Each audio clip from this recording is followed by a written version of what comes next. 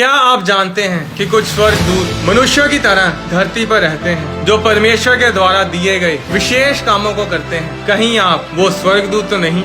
स्वर्गदूत कौन होते हैं? लोग सोचते हैं स्वर्गदूत स्वर्गीय प्राणी होते हैं जिनके पंख होते हैं, पर सभी स्वर्गदूतों के पंख नहीं होते। स्वर्गदूत कई प्रकार के होते हैं। बाइबल बताती है कि युद्ध करने वाले स्वर्गदूत हैं, सेवा टहल करने वाले स्वर्गदूत हैं, समाचार लेकर आने वाले स्वर्गदूत होते हैं। बाइबल एक और स्वर्गदूतों के बारे में बताती है जो गुप्त होते हैं और वो धरती पर रहते हैं। पर वो कौन है? धरती पर रहने वाले स्वर्गदूत मनुष्य शरीर में रहते हैं। वो परमेश्वर के धरती पर रहने वाले स्वर्गदूत हैं। ये स्वर्गदूत बाकी के स्वर्गदूतों से अलग होते हैं, पर ये भी स्वर्गदूत ही हैं। पुराना नियम इब्रानी भाषा में लिखा गया था और इब्रानी भाषा में स्वर्गदूत के लिए जिस शब्द का इस्तेमाल किया गया है वो है मालाक, यानी परमेश्वर का दूत। नया नियम यूनानी भाषा में लिखा गया था और यूनानी भाषा में जो शब्द स्वर्गदूत के लिए इस्तेमाल किया गया है वो है एंगेलोस, यानी परमेश्वर का दूत। पुराने नियम में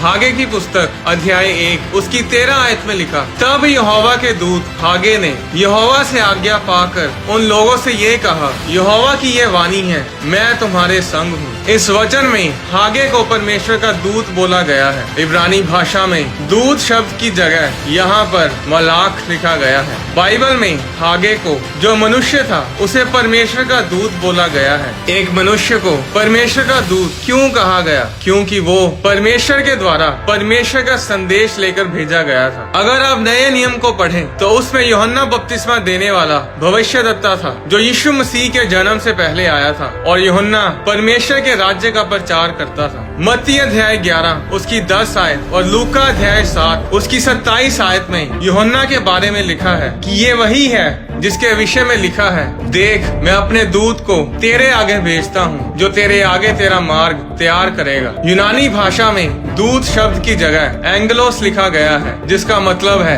एंजल, यानी कि स्वर्गदूत। हागे और यूहन्ना बपतिस्मा दाता दोनों मनुष्य थे, मांस और खून के शरीर में थे, फिर भी बाइबल में इन दोनों को स्वर्गदूत यानी एंजल्स बोला गया है। इन दोनों के लिए उसी शब्द का इस्तेमाल किया गया है जो परमेश्वर के दूसरे स्वर्गदूतों के लिए इस्तेमाल किया गया है। ऐसा क्यों?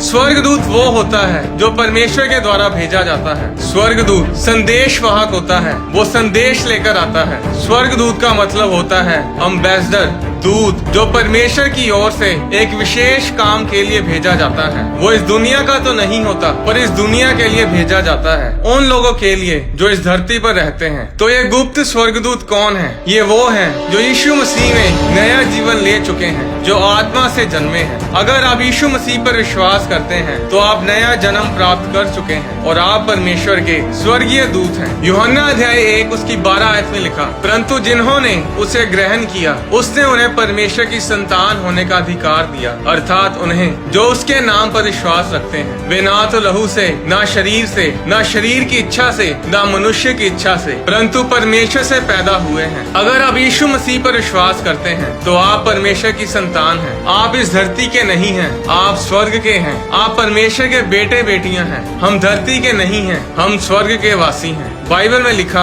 कि हम संसार में तो हैं पर संसार के नहीं हैं। फिलिपियों अध्याय 3 उसकी 20 आयत में लिखा, पर हमारा स्वदेश स्वर्ग पर है, हम स्वर्ग के सिटीजन हैं, हमारा पासपोर्ट स्वर्ग का है, हम स्वर्ग के हैं। अगर आप किसी देश के पासपोर्ट को देखें तो उस पर कभी भी ये नहीं लिखा होता कि ये प्रॉपर्टी इस बंदे की है या ये प्रॉपर्टी इस औरत की है। उस पासपोर्ट के ऊपर लिखा होता है कि ये प्रॉपर्टी इस देश की है। इंडिया के पासपोर्ट के ऊपर लिखा होता है कि ये प्रॉपर्टी इंडिया की है। अमेरिका के पासपोर्ट के ऊपर लिखा होता है कि ये प्रॉपर्टी अमेरिका की है। उसी तरह आप अपने नहीं हैं, आप स्वर्ग के हैं। आपका सब कुछ स्वर्ग पर है और आप स्वर्ग की प्रॉपर्टी हैं। इस धरती पर रहने वाले स्वर्गदूत वो हैं जो स्वर्ग के संदेश, स्वर्ग के सुसमाचार को धरती पर रहने वाले लोगों तक पहुंचाते हैं। और ये सुसमाचार क्या है? ये खुशखबरी क्या है? यूनानी भाषा में सुसमाचार यानी गुड न्यूज को यूएंगल बोला गया है और इंग्लिश में इसे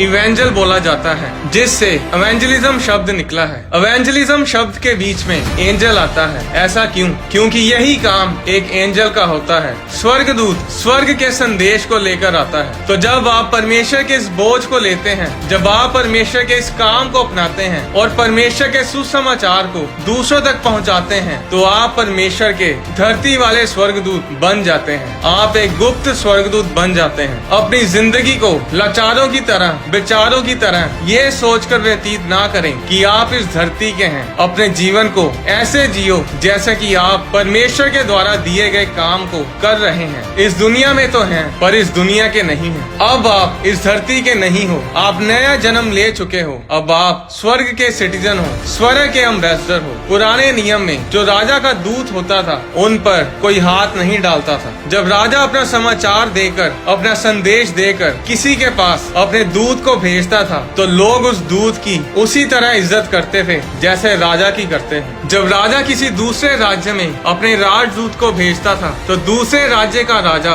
उस राज्य की सेना उस राजदूत की ऐसे इज्जत करते थे जैसे कि खुद राजा वहां पहुंचा हो। जब लोग इलेक्शन में खड़े होते हैं तो वो अपनी मर्जी से इलेक्शन लड़ते हैं, पर जो एम्बेसडर का दर्जा होता है, जो एक राजदूत का दर्जा होता है, उसके लिए इलेक्शन नहीं होते। एम्बेसडर को सरकार खुद ठहराती है, राजा उसे खुद नियुक्त करता है। आप एम्बेसडर को वोट डालकर खड़ा नहीं कर सकते, ना ही वोट डालकर उसे गिरा सकते हैं। यूहन्ना अध्याय 15 उसकी 16 आयत में यीशु मसीह ने कहा, तुमने मुझे नहीं चुना, परंतु मैंने तुम्हें चुना है और तुम्हें नियुक्त किया कि तुम जाकर फल लाओ और तुम्हारा फल बना रहे, कि तुम मेरे नाम से जो कुछ पिता से मांगो वह तुम्हें दे। परमेश्वर ने आपको नियुक्त किया है, आपको ठहराया है। आपको किसी ने वोट डालकर खड़ा नहीं किया, आपको किसी ने अपनी सर्वसम्मति से नियुक्त नहीं किया, आप अपनी मर्जी से भी नियुक्त नहीं किए गए। आप परमेश्वर की मर्जी से, परमेश्वर के द्वारा नियुक्त किए गए हैं। और इसीलिए जब लोग किसी परमेश्वर के दास की खिलाफत करते हैं, तो उसकी खिलाफत करने पर भी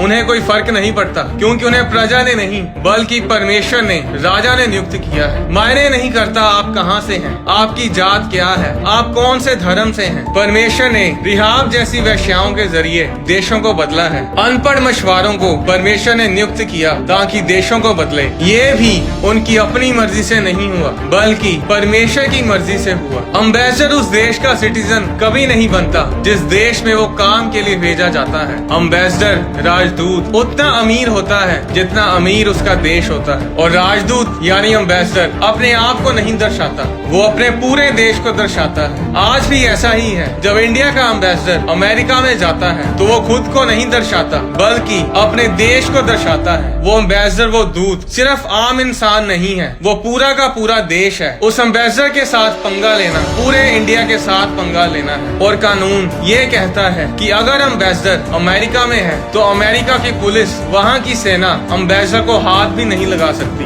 एम्बेसडर को, दूत को अपने खाने पीने की, कपड़ों की, अपने घर के रेंट की चिंता नहीं करनी पड़ती। उसका सारा खर्चा, उसकी सारी देखभाल उसका देश करता है। इंडिया के एम्बेसडर की देखभाल इंडिया करता है, अमेरिका के एम्बेसडर की देखभाल अमेरिका करता है। उसी तरह बाइबल बताती है कि हम परमेश्वर के दूत हैं, हम स्वर्ग के सिटीजन हैं। फिलिपियों अध्याय 3 उसकी 20 आयत में लिखा, हमारा स्वदेश स्वर्ग पर है। 2 कुरिन्थियों अध्याय 5 उसकी 20 आयत में लिखा, इसलिए हम मसीह के राजदूत हैं, मानो परमेश्वर हमारे द्वारा विनती कर रहा है। हम मसीह की ओर से निवेदन करते हैं कि परमेश्वर के साथ मेल मिलाप कर लो। बाइबल बताती है कि हम परमेश्वर के स्वर्गीय राजदूत हैं। जिस तरह पॉलिटिकल लोग, पॉलिटिकल एम्बेसडर्स, राजदूत अपने देश, अपने राज्य के संबंधों को उस दूसरे देश के साथ अच्छा करने की तरफ काम करते हैं, उसी तरह हमारा काम है कि हम परमेश्वर के देश, परमेश्वर के राज्य के सुसमाचार को इस धरती के लोगों तक पहुंचाएं। मत्ती अध्याय 6 उसकी 25 आयत में लिखा, इसलिए मैं तुमसे कहता हूँ कि अपने प्राण के लिए ये चिंता ना करना कि हम क्या खाएंगे और क्या पिएंगे, और ना अपने शरीर के लिए कि क्या पहनेंगे। 31 आयत में लिखा, इसलिए तुम चिंता करके ये ना कहना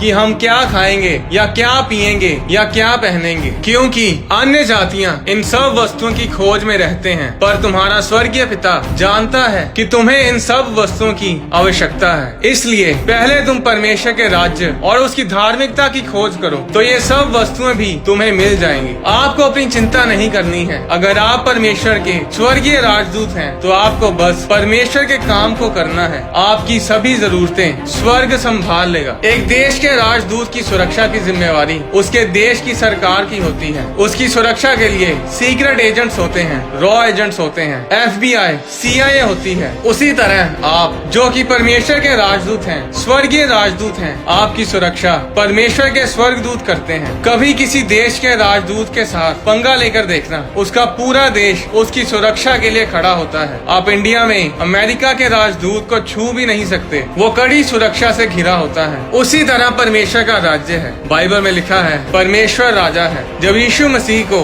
राजा पिलातूस के सामने लेकर गए, तो यूहन्ना अध्याय 18 उसकी 33 आयत में लिखा, तब पिलातूस फिर किले के भीतर गया और यीशु को बुलाकर उससे पूछा, क्या तू यहूदियों का राजा है? 36 आयत में यीशु ने उत्तर दिया, मेरा राज्य इस संसार का नहीं। यदि मेरा राज्य इस संसार का होता, तो मेरे सेवक लड़ते कि मैं यहूदियों के हाथ सौंपा ना जाता, परंतु मेरा राज्य यहाँ का नहीं है। गत्समनी बाग में जब महायाजक यीशु मसीह को पकड़ने के लिए आए थे, तो पतरस ने महायाजक के दास पर तलवार चलाई और उसका कान उड़ा दिया। मत्ती अध्याय 26 उसकी 52 आयत में यीशु ने पतरस से कहा, अपनी तलवार म्यान में रख ले, क्योंकि जो तलवार चलाते हैं वे सब तलवार से नष्ट किए जाएंगे। क्या तू नहीं जानता कि मैं अपने पिता से विनती कर सकता हूँ और वह स्वर्गदूतों की 12 पलटन से अधिक मेरे पास अभी उपस्थित कर देगा? परंतु पवित्र शास्त्र की वे बातें कि ऐसा ही होना अवश्य है कैसे पूरी होंगी? एक पलटन में 6000 दूत होते हैं और 12 पलटन में 72,000 दूत। 72,000 दूत उसी समय यीशु मसीह के बुलाने पर उस समय आ सकते थे, जब राजा सेनाक्रेव परमेश्वर के लोगों के खिलाफ अपनी सेना लेकर आ खड़ा हुआ था। तो बाइबल बताती है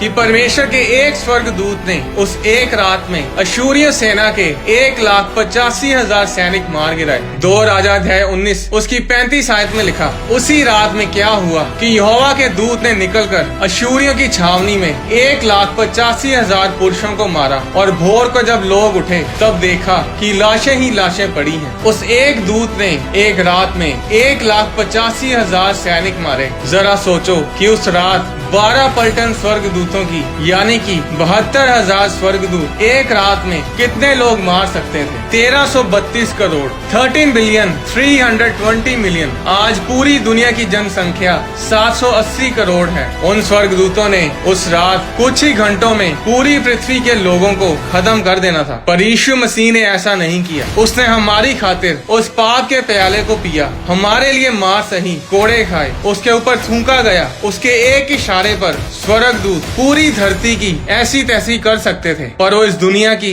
ऐसी तैसी करने नहीं आया था। यीशु मसीह ने कहा कि मैं इसीलिए आया हूँ कि कोड़े खाऊं, क्रूस पर चढ़ाया जाऊं और तीसरे दिन मुर्दों में से जी उठूं, ताकि जो कोई मुझ पर विश्वास करे वह नाश ना हो बल्कि अनंत जीवन ग्रहण करे। लोग सोचते हैं कि स्वर्गदूत शायद केवल आत्माओं से ही लड़ते हैं। अगर ऐसा होता तो यीशु मसीह ने पत्र से ये नहीं कहना था कि मेरे कहने पर पिता 12 पलटन स्वर्गदूतों की अभी भेज देगा। उस समय लोग तलवारों और लाठियां लेकर यीशु मसीह को पकड़ने के लिए आए थे। वो दूत उन लोगों को मारने के लिए तैयार थे, पर यीशु मसीह ने उन्हें रोके रखा। आज जब लोग आपको धमकाते हैं, आपको डराते हैं, आपको परमेश्वर का नाम, परमेश्वर का सुसमाचार फैलाने से रोकते हैं, तो डरो मत, परमेश्वर के काम को करो। जब आपको कोई तंग करे तो उसे कुछ मत कहो, बस इतना बताओ कि प्लीज मेरे भाई मेरी बहन, प्लीज परमेश्वर के दासों, परमेश्वर के लोगों, उसके राजदूतों से पंगा मत लो। ये हमारे लिए नहीं बल्कि तुम्हारी ही भलाई के लिए है, क्योंकि हम तुम्हारे लिए कोई मुसीबत खड़ी करना नहीं चाहते, क्योंकि हम तुम्हें कुछ नहीं कहेंगे, पर जो स्वर्गदूत हमारी रक्षा के लिए हमें दिए गए हैं वो तुम्हारी ऐसी तैसी कर देंगे। क्योंकि हमारे देश के संविधान में, जहाँ का मैं सिटीजन हूँ, उसके संविधान में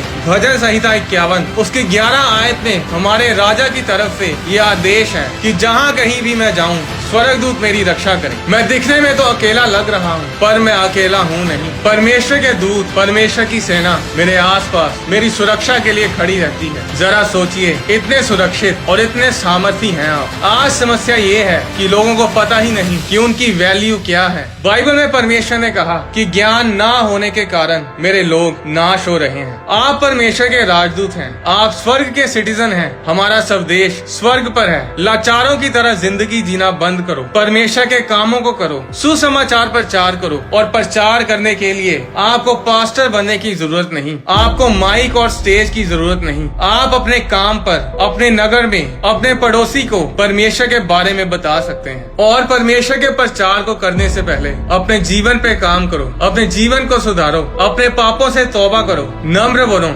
जेन्युइन बनो, ताकि जब लोग आपको देखें तो सच में परमेश्वर की महिमा करें। एक बात को हमेशा याद रखें, हमारी लड़ाई किसी धर्म के साथ नहीं है। यीशु मसीह धर्म नहीं है। अगर आप बाइबल को पढ़ें तो यीशु मसीह कभी भी धर्म के ठेकेदारों के साथ कभी नहीं बैठे। यीशु मसीह इस धरती पर कोई नया धर्म बनाने के लिए नहीं आए। पूरी बाइबल में ईसाई धर्म नाम का एक भी शब्द नहीं है। यीशु मसीह ने जब भी किसी को डांटा तो वो धार्मिक लोग होते थे जो धर्म बनाकर बैठे थे। यीशु मसीह ने कभी भी किसी भी पापी को नहीं डांटा, हमेशा दूसरों से प्यार किया। हमारी लड़ाई मांस और लहू से नहीं है, हमारी लड़ाई लोगों के साथ नहीं है, किसी धर्म के साथ नहीं है। हमारी लड़ाई शैतान के साथ है, जो लोगों की जिंदगियों को तबाह करता है, जो नौजवानों को नशे और व्यभिचार में ढकेलता है, जो परिवारों को उजाड़ता है, जो पति पत्नी में दरार पैदा करता है। शैतान लोगों के धर्म के हिसाब से काम नहीं करता। जो अपने आप को ईसाई कहते हैं वो भी बीमारियों में है, वो भी गरीबी में है। अपने आप को